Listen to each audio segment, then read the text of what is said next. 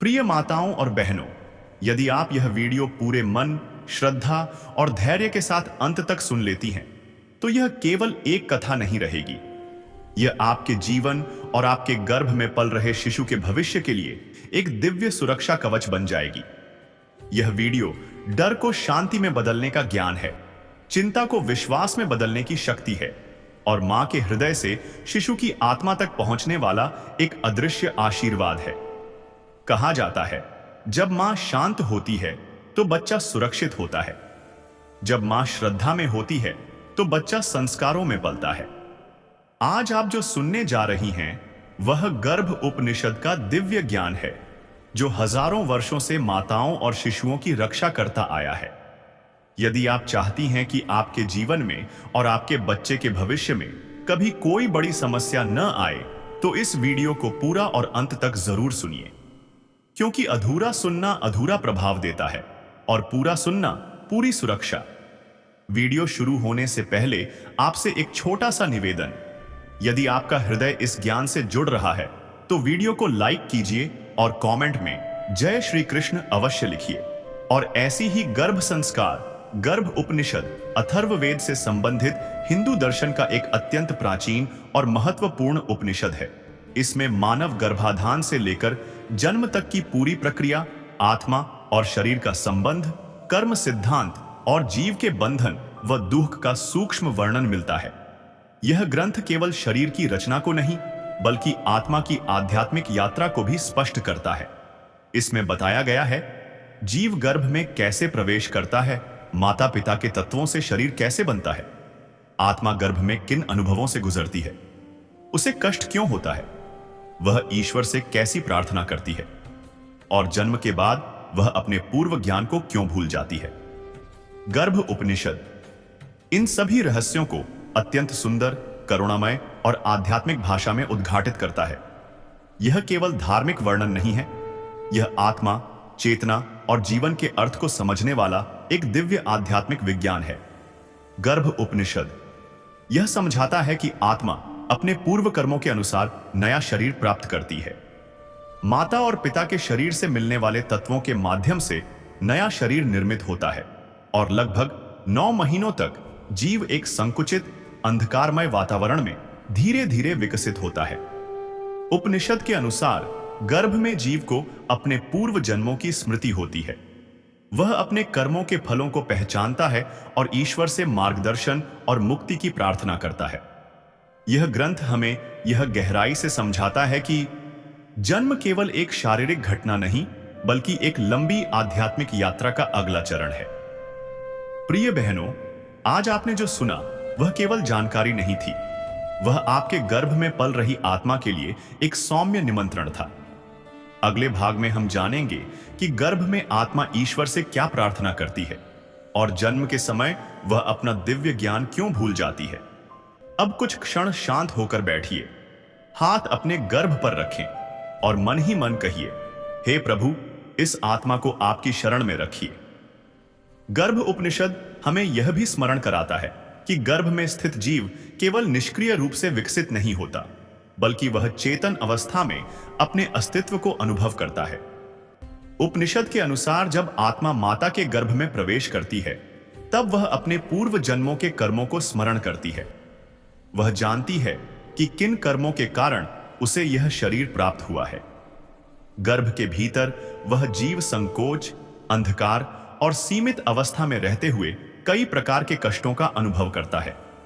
इन कष्टों के बीच उसका चित्त ईश्वर की ओर उन्मुख हो जाता है। उपनिषद में वर्णन आता है कि गर्भस्थ जीव मन ही मन ईश्वर से प्रार्थना करता है, हे प्रभु, यदि आप मुझे इस गर्भ बंधन से मुक्त कर बाहरी संसार में भेजेंगे तो मैं आपके मार्ग पर चलूंगा। मैं सत्य, धर्म और भक्ति का आश्रय लूंगा। इस अवस्था में आत्मा अत्यंत निर्मल, विनम्र और ईश्वर के प्रति पूर्ण समर्पण से भरी होती है। परंतु जैसे ही जन्म का क्षण समीप आता है, माया का आवरण धीरे धीरे उस चेतना को ढंक लेता है। जन्म के समय जीव अपने पूर्व जन्मों की स्मृति और गर्भ में किए गए संकल्पों को भूल जाता है। यही विस्मृति मानव जीवन की सबसे बड़ी परीक्षा बन जाती है। गर्भ उपनिषद विशेष रूप से इस सत्य पर प्रकाश डालता है कि मां का मन गर्भस्थ शिशु के लिए सबसे प्रभावशाली वातावरण होता है। मां की शांति शिशु को सुरक्षा देती है। मां का भय शिशु के चित्त में अस्थिरता उत्पन्न करता है। मां की प्रार्थना शिशु के संस्कारों में भक्ति का बीज बोती है। इसलिए गर्भ उपनिषद नारी को केवल शरीर धारण करने वाली नहीं, बल्कि संस्कार देने वाली प्रथम गुरु मानता है। यह उपनिषद हमें केवल गर्भ की कथा नहीं सुनाता, बल्कि आज के जीवन के लिए एक गहन संदेश देता है। यह कहता है कि यदि मनुष्य अपने जीवन में शांति, करुणा और ईश्वर स्मरण को स्थान दे, तो वह जन्म के बाद भी अपने मूल उद्देश्य को न भूले।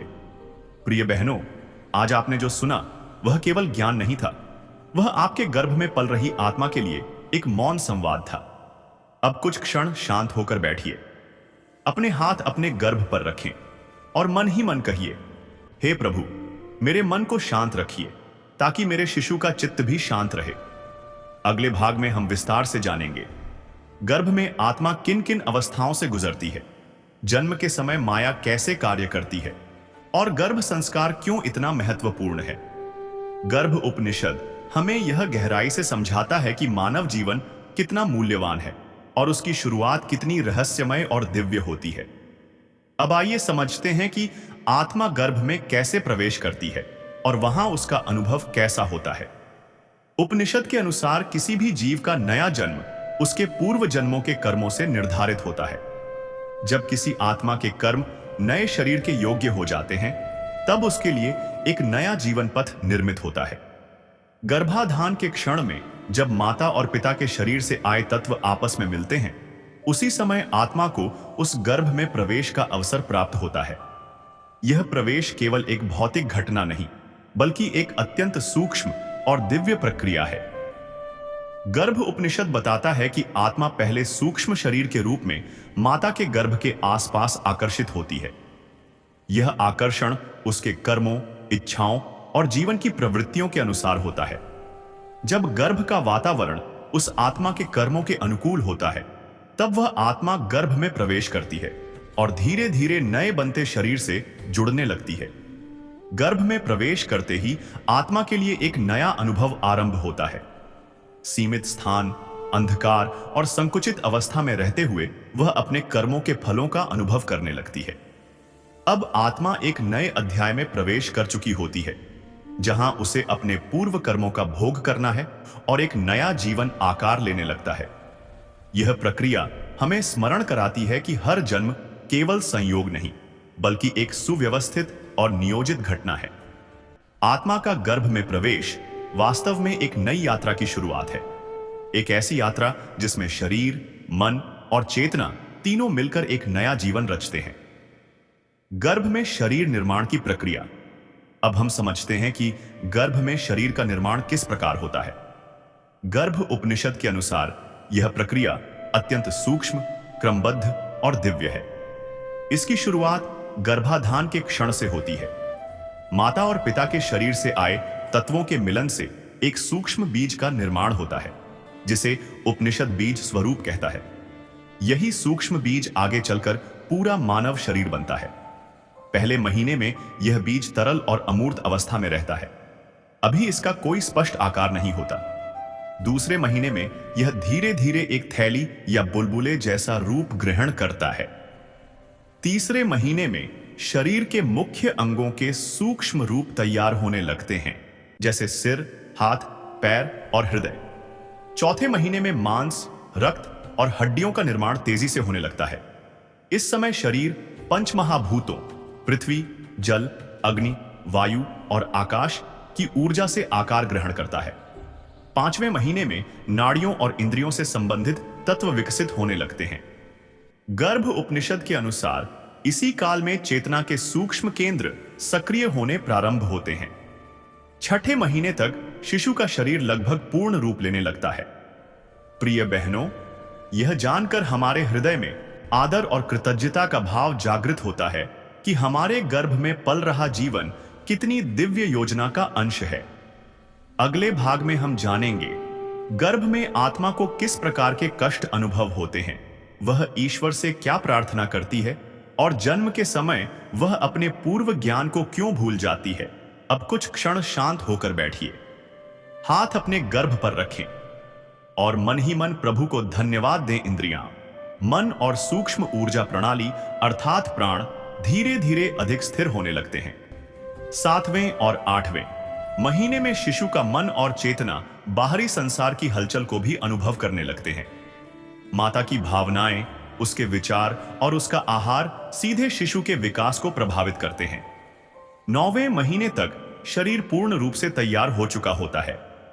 हड्डियां सुदृढ़ हो जाती हैं, मन अधिक विकसित होता है और आत्मा अपने नए जीवन के लिए तैयार हो जाती है।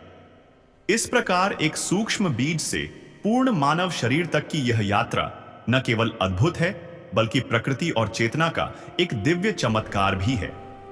अब हम समझते हैं कि गर्भ में जीव की चेतना और स्मृति कैसी होती है। गर्भ उपनिषद के अनुसार गर्भ में स्थित जीव केवल एक शरीर नहीं बल्कि पूर्ण चेतना से युक्त आत्मा होता है। जैसे जैसे शरीर का निर्माण होता है वैसे वैसे आत्मा उस शरीर से जुड़कर अनुभव करना प्रारंभ करती है। 6ठे महीने के बाद शिशु की चेतना और अधिक सक्रिय हो जाती है और वह अपने नए शरीर को समझने लगता है। उपनिषद बताता है कि गर्भ में जीव को अपने पिछले जन्मों की स्मृति होती है। वह अपने कर्मों और उनसे जुड़े सुख दुख को स्मरण करता है। यह स्मृति इसलिए संभव होती है क्योंकि गर्भ में बाहरी विक्षेप अत्यंत कम होते हैं। मन और बुद्धि शांत अवस्था में रहते हैं जिससे आत्मा की वास्तविक चेतना प्रकट होती है। इस अवस्था में जीव यह समझने लगता है कि वह बार बार जन्म और मृत्यु के चक्र में क्यों फंसा हुआ है। उसे यह भी बोध होता है कि यह जीवन उसका संयोग नहीं बल्कि उसके कर्मों का फल है। गर्भ उपनिषद बताता है कि इस समय जीव ईश्वर से गहन प्रार्थना करता है, हे प्रभु, यदि आप मुझे इस जन्म में भक्ति और सत्कर्मों की राह दिखाएंगे तो मैं सांसारिक बंधनों से मुक्त हो सकूंगा।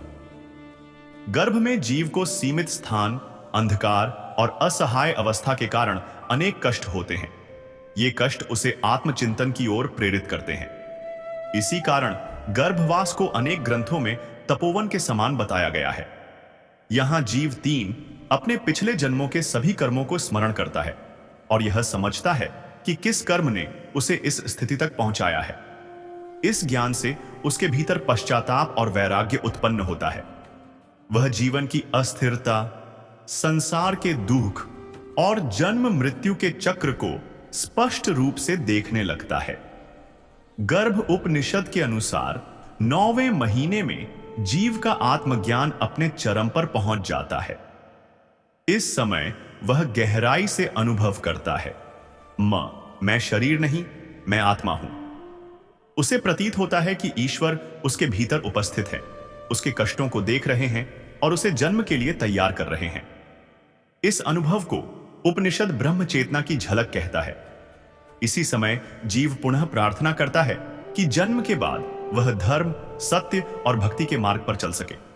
लेकिन जैसे ही जन्म का क्षण आता है, प्रकृति का एक महान नियम सक्रिय हो जाता है, माया जीव की सभी दिव्य स्मृतियों पर आवरण डाल देती है।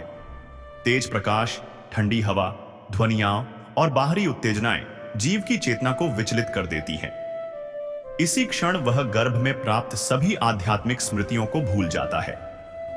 यह विस्मृति आवश्यक है क्योंकि यदि जीव सारी स्मृतियों के साथ जन्म ले तो नया जीवन संभव नहीं होगा। नवजात शिशु का रोना केवल शारीरिक प्रतिक्रिया नहीं बल्कि एक नई यात्रा की प्रारंभिक पुकार है। गर्भ उपनिषद बताता है कि मनुष्य जन्म अत्यंत दुर्लभ और मूल्यवान है। केवल मनुष्य ही अपने कर्म, ज्ञान और चेतना के द्वारा अपने जीवन की दिशा बदल सकता है। जीवन का उद्देश्य केवल भोग या उपलब्धियां नहीं बल्कि आत्मज्ञान की प्राप्ति है। सत्य, धर्म, करुणा और भक्ति से युक्त जीवन ही आत्मा को मुक्ति की ओर ले जाता है। जहां विज्ञान जन्म को जैविक प्रक्रिया मानता है, वहीं गर्भ उपनिषद उसे आध्यात्मिक यात्रा बताता है। दोनों के शब्द अलग हैं, पर सत्य कई स्थानों पर एक सा है। विज्ञान भी मानता है कि गर्भकाल का अनुभव शिशु के भविष्य को प्रभावित करता है और यही बात उपनिषद हजारों वर्ष पहले कह चुका है। प्रिय बहनों, आप अकेली नहीं हैं। आपके भीतर ईश्वर की एक अमूल्य रचना आकार ले रही है।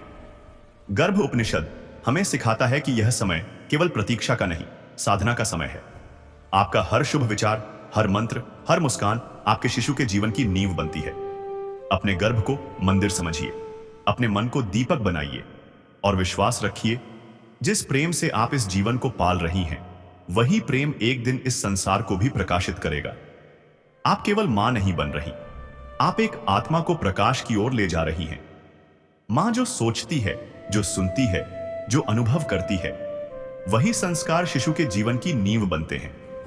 आज आप जो कथा सुनने जा रहे हैं, वह केवल एक पौराणिक प्रसंग नहीं, बल्कि यह प्रमाण है कि गर्भ में मिले संस्कार राक्षस कुल में जन्म लेने वाले बालक को भी भगवान का परम भक्त बना सकते हैं।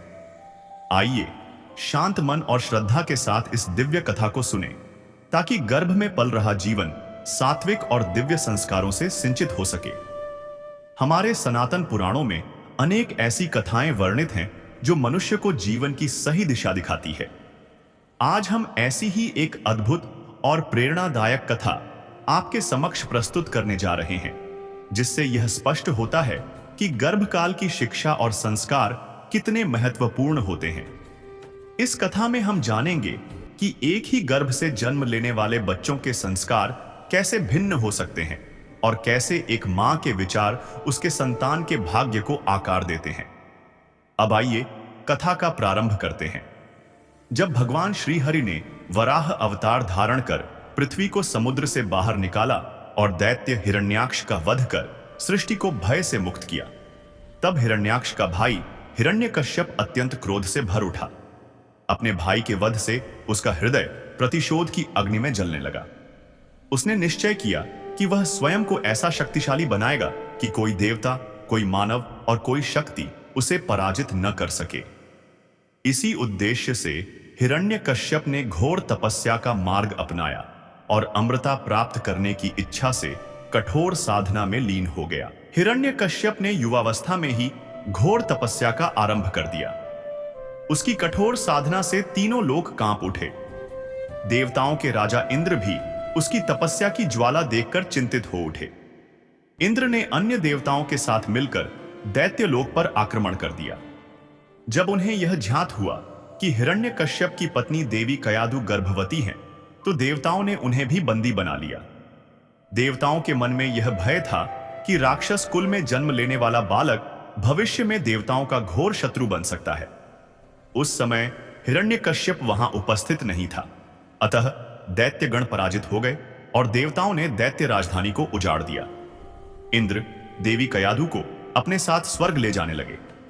उसी मार्ग में देवर्षि नारद से उनकी भेंट हुई। देवर्षि नारद ने इंद्र से कहा, हे देवराज, एक पतिव्रता और गर्भवती स्त्री को इस प्रकार बंदी बनाना महापाप है। इंद्र ने अपना उद्देश्य स्पष्ट किया। उन्होंने कहा, जन्म के पश्चात यदि यह बालक देवताओं का शत्रु बना तो मैं उसका वध कर दूंगा और देवी कयाधु को मुक्त कर दूंगा। तब देवर्षि नारद ने कहा, हे इंद्र, गर्भ में पल रही संतान के संस्कार बदले जा सकते हैं। यह गर्भस्थ बालक भगवान श्री विष्णु का महान भक्त बनने वाला है। नारद जी ने आग्रह किया, देवी कयाधु को मेरे आश्रम में रहने दीजिए।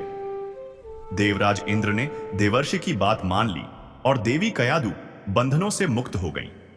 वे देवर्षि नारद के आश्रम में रहने लगी। जब तक हिरण्यकश्यप तपस्या से वापस नहीं लौटे, आश्रम ही उनके लिए सबसे सुरक्षित स्थान था। देवर्षि नारद देवी कयाधु को भगवत भक्ति का उपदेश देते और साथ ही गर्भस्थ शिशु को भी श्रीहरि की कथा सुनाते। गर्भ में स्थित बालक उन उपदेशों से अत्यंत आनंदित होता और उसी क्षण से भगवान विष्णु के प्रति उसका प्रेम जागृत हो गया। कुछ समय पश्चात हिरण्यकश्यप अपार शक्ति और वरदान प्राप्त कर तपस्या से लौटा। उसने देवताओं को पराजित कर तीनों लोकों पर अपना अधिकार जमा लिया। उसने लोकपालों की शक्तियां छीनी, राशियों के यज्ञ रुकवाए और धर्म के मार्ग में अनेक बाधाएं उत्पन्न की। भगवान श्री विष्णु के प्रति उसका वैर और भी बढ़ गया। उसने यह घोषणा कर दी कि केवल उसी की पूजा होगी और कोई दूसरा देव पूजनीय नहीं रहेगा। इसी समय देवी कयाधु और पुत्र प्रहलाद हिरण्यकश्यप के पास वापस आ चुके थे। प्रहलाद की शिक्षा के लिए हिरण्यकश्यप ने उसे अपने गुरु शुक्राचार्य के आश्रम भेजा। उस समय शुक्राचार्य तपस्या में लीन थे, अतः उनके पुत्र षंड और अमरक प्रहलाद को शिक्षा देने लगे। एक दिन प्रहलाद शिक्षा पूर्ण कर घर लौटे। मां ने उन्हें सुंदर वस्त्र पहनाए और पिता ने प्रेम पूर्वक उन्हें अपनी गोद में बैठाया। हिरण्यकश्यप ने पूछा, पुत्र, तुमने अब तक क्या सीखा?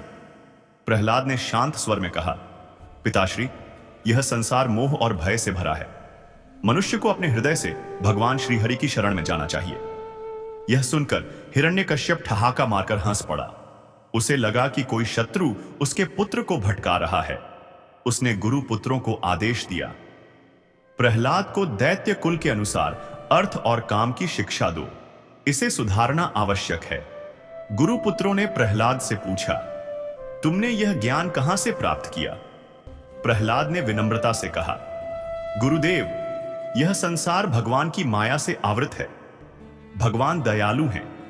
जब वे कृपा करते हैं तो अपने भक्त के हृदय में स्वयं विराजमान हो जाते हैं। मेरे मन को उनकी अनंत कृपा ने उस परम पुरुष श्रीहरि की ओर खींच लिया है। प्रहलाद ने आगे कहा, मुझे जिस ज्ञान की प्राप्ति हुई है वह किसी बाहरी शिक्षा से नहीं, बल्कि गर्भकाल में मिले संस्कारों से प्राप्त हुआ है। उसी ज्ञान ने मुझे सत्य का मार्ग दिखाया है। गुरुपुत्र प्रहलाद की बातों का अर्थ पूरी तरह समझ नहीं पाए। तब हिरण्यकश्यप ने अपने पुत्र को गोद में बैठाकर पूछा, पुत्र, बताओ, परम श्रेष्ठ ज्ञान क्या है? प्रहलाद ने निडर होकर उत्तर दिया, पिताश्री, वही ज्ञान श्रेष्ठ है जो मन को भगवान के गुणों और लीलाओं के श्रवण की ओर प्रेरित करे, जो उनके नाम का भजन सिखाए, उनकी सेवा का भाव जगाए, पूजन, वंदन और स्तुति की प्रेरणा दे और हृदय में दास्य, सख्य और पूर्ण समर्पण की भावना उत्पन्न करे। इसी मार्ग पर चलकर मनुष्य जीवन में श्रेष्ठ फल प्राप्त करता है। यह सुनते ही हिरण्यकश्यप क्रोध से उन्मत्त हो उठा। उसने प्रहलाद को गोद से उठाकर भूमि पर पटक दिया। गुरुकुल के विद्यार्थियों ने कहा, महाराज, हमने प्रहलाद को ऐसी कोई शिक्षा नहीं दी है।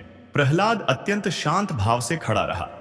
उसने विनम्रता से कहा, पिताश्री, आपको क्रोधित होने की आवश्यकता नहीं है। गुरुपुत्रों का भी कोई दोष नहीं। वे विषय भोग की शिक्षा देते हैं, परंतु मुझे आत्मज्ञान की प्राप्ति हुई है। आज वही नन्हा बालक त्रिभुवन विजयी दैत्यराज के सामने निर्भय होकर खड़ा था। हिरण्यकश्यप का क्रोध अब सीमा से बाहर हो चुका था। उसने अपने सैनिकों को आदेश दिया, इस दुष्ट बालक को तुरंत मार डालो। दैत्य तलवार, त्रिशूल और अनेक शस्त्र लेकर प्रहलाद पर टूट पड़े, पर प्रहलाद तनिक भी भयभीत नहीं हुआ। उसे हर ओर अपने दयालु प्रभु श्रीहरि ही दिखाई दे रहे थे। असुरों ने बार बार अस्त्र शस्त्रों से प्रहार किया, पर प्रहलाद को न क्रोध आया न भय। उसके शरीर को छूते ही हथियार टूट जाते। यह दृश्य देखकर हिरण्यकश्यप अत्यंत विस्मित रह गया। उसने निश्चय किया कि वह किसी भी अवस्था में प्रहलाद को जीवित नहीं छोड़ेगा। एक बार प्रहलाद को उन्मत्त हाथी के सामने डाल दिया गया, पर हाथी ने उसे अपनी सूंड से स्नेहपूर्वक उठाकर एक ओर रख दिया। फिर उसे सर्पों से भरे गहरे कुंड में डाल दिया गया, पर विषैले सर्प केंचुओं की भांति उसके पास से शांत होकर निकल गए। जब हिंस्र सिंह को उसके सामने छोड़ा गया तो वह सिंह कुत्ते की भांति पूंछ हिलाता हुआ पीछे हट गया। उसे विष पिलाया गया, पर विष अमृत बन गया। कई दिनों तक उसे भोजन नहीं दिया गया, जल की एक बूंद भी नहीं मिली। फिर भी प्रहलाद के शरीर पर कोई प्रभाव नहीं पड़ा। वह प्रतिदिन और अधिक तेजस्वी और दृढ़ दिखाई देने लगा। उसे ऊंचे पर्वत से गिराया गया, समुद्र में फेंका गया, पर हर बार भगवान के नाम का स्मरण करते हुए वह सुरक्षित लौट आया। यह सब देखकर हिरण्यकश्यप की बहन होलिका आगे आई। उसने कहा, भैया, मैंने कठोर तपस्या से एक विशेष वस्त्र प्राप्त किया है। यह वस्त्र अग्नि में नहीं जलता। आज मैं प्रहलाद को गोद में लेकर अग्नि में बैठूंगी, तब देखेंगे कौन सी शक्ति इसे बचाती है। हिरण्यकश्यप को होलिका का यह प्रस्ताव बहुत प्रिय लगा और उसी प्रकार की व्यवस्था कर दी गई। परंतु भगवान की लीला यहां भी स्पष्ट रूप से दिखाई दी। जैसे ही अग्नि प्रज्वलित हुई, होलिका का वरदाई वस्त्र उसके शरीर से उड़ गया और वह स्वयं अग्नि में जलकर भस्म हो गई। जबकि भक्त प्रहलाद का एक बाल भी बांका न हुआ। प्रहलाद ने शांत भाव से कहा, पिताश्री, अब भी भगवान से द्वेष करना छोड़ दीजिए। भगवान के नाम का यह प्रभाव है कि यह अग्नि भी मुझे शीतलता प्रदान कर रही है, और आज भी जो भगवान श्रीहरि के नाम का स्मरण करता है वह संसार के सभी तापों से मुक्त हो जाता है। इसके पश्चात हिरण्यकश्यप ने अनेक दैत्यों के साथ मिलकर माया के द्वारा प्रहलाद को डराने के असंख्य प्रयास किए, पर प्रहलाद के सामने माया की एक भी चाल सफल न हो सकी। जैसे ही वे भगवान का स्मरण करते, सभी मायावी दृश्य क्षण भर में नष्ट हो जाते। अंततः हिरण्यकश्यप ने क्रोध से अंधा होकर प्रहलाद को सभा में बुलाया और गर्जना करते हुए पूछा, तेरा भगवान कहां है? क्या वह इस खंभे में भी है? प्रहलाद ने निडर स्वर में कहा, हां पिताश्री, मैं उन्हें यहां भी देखता हूं। यह सुनते ही हिरण्यकश्यप क्रोध में सिंहासन से उठा और उस खंभे पर पूरे बल से प्रहार किया। उसी क्षण एक भयानक गर्जना हुई, मानो पूरा ब्रह्मांड कंपन करने लगा। सभी दिशाएं स्तब्ध हो गईं। खंभा बीच से फट गया और उसमें से मनुष्य के शरीर और सिंह के मुख वाली एक अद्भुत, भयानक और दिव्य आकृति प्रकट हुई। वे थे भगवान श्री हरि के नरसिंह अवतार। भगवान नरसिंह ने क्षण भर में हिरण्यकश्यप को पकड़ लिया। हिरण्यकश्यप को यह वरदान प्राप्त था कि वह न घर के भीतर मरेगा, न बाहर, न दिन में, न रात में, न धरती पर, न आकाश में, न किसी अस्त्र से, न शस्त्र से, न मनुष्य द्वारा, न पशु द्वारा। भगवान ने संध्या के समय द्वार की चौखट पर उसे अपनी जंघा पर रखकर अपने नखों से उसका वध कर दिया। इस प्रकार दैत्यराज हिरण्यकश्यप का अंत हुआ। परंतु भगवान नरसिंह का क्रोध अभी शांत नहीं हुआ। वे बार बार गर्जना कर रहे थे। ब्रह्मा, शिव और सभी देवताओं ने उनकी स्तुति की, पर कोई भी उनके समीप जाने का साहस नहीं कर सका। माता लक्ष्मी भी उस विकराल रूप को देखकर ठिठक गई। तब ब्रह्मा जी ने भक्त प्रहलाद को भगवान को शांत करने का संकेत दिया। प्रहलाद निडर होकर भगवान नरसिंह के पास गया और उनके चरणों में गिर पड़ा। भगवान का क्रोध क्षण भर में शांत हो गया। उन्होंने स्नेह से प्रहलाद को उठाया, अपने हाथ से उसके सिर पर आशीर्वाद दिया और कहा, वत्स प्रहलाद, मुझे क्षमा करना, मेरे आने में देर हो गई, तुम्हें बहुत कष्ट सहना पड़ा। प्रहलाद का कंठ भर आया। आज त्रिभुवन के स्वामी उसके सिर पर करुणा का हाथ रख रहे थे। प्रहलाद ने हाथ जोड़कर भक्ति भाव से भगवान की स्तुति की। भगवान ने कहा, वत्स, कोई वर मांगो। प्रहलाद ने उत्तर दिया, प्रभु, अपने स्वामी से सेवा का फल मांगना व्यापार है। मैं तो आपका सेवक हूं, मुझे किसी पुरस्कार की इच्छा नहीं। बस इतनी कृपा हो कि मेरे हृदय में कभी कोई कामना उत्पन्न न हो। भगवान के आग्रह पर प्रहलाद ने कहा, प्रभु, मेरे पिता आपकी निंदा करते थे, कृपया उन्हें इस पाप से मुक्त कर दीजिए। भगवान श्री हरि ने कहा, वत्स प्रहलाद, जहां मेरा सच्चा भक्त जन्म लेता है वहां का संपूर्ण कुल पवित्र हो जाता है, उसकी 21 पीढ़ियां मुक्त हो जाती हैं। इस प्रकार भगवान के आशीर्वाद से प्रहलाद कृतार्थ हुए। इसी कारण भगवान के अनन्य भक्तों में भक्त प्रहलाद का नाम सर्वोपरि माना जाता है। भक्ति के मार्ग में यदि अडिग संकल्प का उदाहरण देखा जाए तो भक्त ध्रुव का नाम सदैव स्मरण किया जाता है। राजा उत्तानपाद के 2 पुत्र थे, ध्रुव और उत्तम। ध्रुव की माता थी सुनीति, जो स्वभाव से सरल, शांत और धर्मनिष्ठ थी। एक दिन बालक ध्रुव अपने पिता की गोद में बैठने की इच्छा से राजदरबार पहुंचा, परंतु सौतेली माता सुरुचि ने उसे कठोर शब्दों में रोक दिया। उन्होंने कहा, यदि तू राजा की गोद में बैठना चाहता है तो अगले जन्म में मेरे गर्भ से जन्म लेना। इन वचनों ने 5 वर्ष के ध्रुव के हृदय को गहराई से आहत कर दिया। वह रोते हुए अपनी माता सुनीति के पास गया। माता ने उसे धैर्यपूर्वक समझाया, पुत्र, यदि तुझे संसार में कोई ऐसा स्थान चाहिए जिसे कोई छीन न सके तो केवल भगवान की शरण में जा। मां के ये शब्द ध्रुव के जीवन की दिशा बन गए। बालक ध्रुव ने उसी क्षण भगवान को प्राप्त करने का संकल्प कर लिया और वन की ओर प्रस्थान किया। वन में उन्हें देवर्षि नारद मिले। नारद जी ने उन्हें समझाने का प्रयास किया, वत्स, तुम अभी बालक हो, घर लौट जाओ। पर ध्रुव अडिग थे। उनकी दृढ़ता देखकर देवर्षि नारद ने उन्हें एयूएम नमो भगवते वासुदेवाय मंत्र का उपदेश दिया। ध्रुव ने मधुवन में कठोर तपस्या प्रारंभ की। प्रथम मास केवल फल खाकर, द्वितीय मास सूखे पत्तों पर, तृतीय मास केवल जल पर और अंततः निराहार होकर एक पांव पर खड़े होकर भगवान का ध्यान किया। उनकी तपस्या से संपूर्ण सृष्टि कंपन करने लगी। अंततः भगवान श्री हरि उनके समक्ष प्रकट हुए। भगवान को देखकर ध्रुव का हृदय भर आया। जिस बालक को राज्य चाहिए था, अब वह कुछ भी मांगने में असमर्थ था। भगवान ने कहा, वत्स, वर मांगो। ध्रुव ने कहा, प्रभु, मैं कांच ढूंढने आया था और आपने मुझे अमूल्य रत्न दे दिया। अब मुझे कुछ भी नहीं चाहिए। फिर भी भगवान ने उनकी इच्छा का सम्मान करते हुए उन्हें ध्रुव लोक प्रदान किया, एक ऐसा स्थान जो आज भी अचल और अमर है। ध्रुव की भक्ति इच्छा से प्रारंभ हुई और वैराग्य पर समाप्त हुई, जबकि भक्त प्रहलाद की भक्ति निष्काम थी। ध्रुव ने भगवान को पाने के लिए तप किया, पर प्रहलाद ने कष्टों में भी भगवान को नहीं छोड़ा। इसी कारण बाल्यकालीन भक्ति में भी भक्त प्रहलाद को ध्रुव से श्रेष्ठ माना गया है। मां जिस प्रकार धरती बीज को सुरक्षित रखती है, उसी प्रकार आप भी एक जीवन को आकार दे रही हैं। आज आपने जो सुना वह केवल शब्द नहीं थे, वे आपके गर्भ में पल रही आत्मा के लिए अदृश्य आशीर्वाद थे। याद रखिए, आपका शांत मन आपके शिशु का पहला मंदिर है, आपकी श्रद्धा उसकी पहली शिक्षा है और आपका प्रेम उसकी सबसे बड़ी शक्ति।